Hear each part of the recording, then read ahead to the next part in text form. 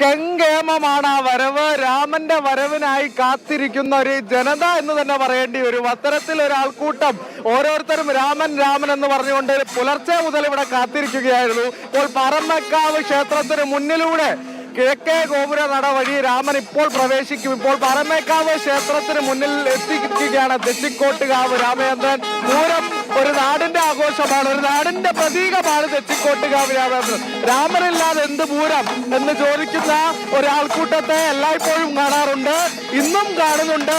രാമൻ ഒരു പ്രൗഢി എന്നോണം രാമനായി കാത്തു നിൽക്കുകയുള്ള ഒരാരവത്തെയും ആൾക്കൂട്ടത്തെയും ഇവിടെ കാണുക നമുക്ക് ഒരു തരിപ്പാണ് അകലത്തല വിശേഷിപ്പിക്കേണ്ടി വരും. ദിവിഷലിസ്റ്റ് രാമനെ കാത്തിരിക്കുമ്പോൾ ഒരു രോമാഞ്ചം തന്നെ, ആ ഒരു ഫീല് തന്നെ കിട്ടുന്നുണ്ട്. എന്താണ് രാമന്റെ വരവ്?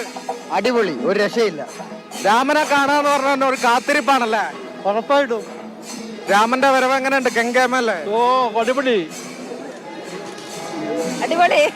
രാമനെ കാണാനായിട്ട് വന്നതായിരിക്കും അല്ലേ? അല്ല, ഒരുപാട് പേരെ ഇങ്ങനെ രാമനെ കാണാനായിട്ട് കാത്തിരിക്കുന്നത് കാണുന്നുണ്ട് നമ്മളെ. എങ്ങനെയുണ്ട് രാമന്റെ വരവ്?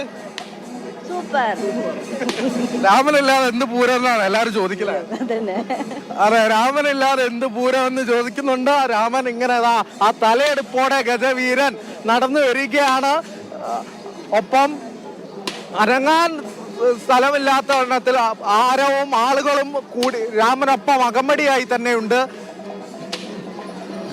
ഇതാ ഗോകുലിലാണ് ഇത്ര നേരം രാമനെ ഒപ്പം അനുഗമിച്ചത്. ഗോകുലിന് രാമനോട് കൂടെ തന്നെ നടക്കുന്നുണ്ടായിരുന്നു. ഗോകുൽ കൂടി നമ്മോടൊപ്പം ചേരുന്നുണ്ട്. ഗോകുലേ,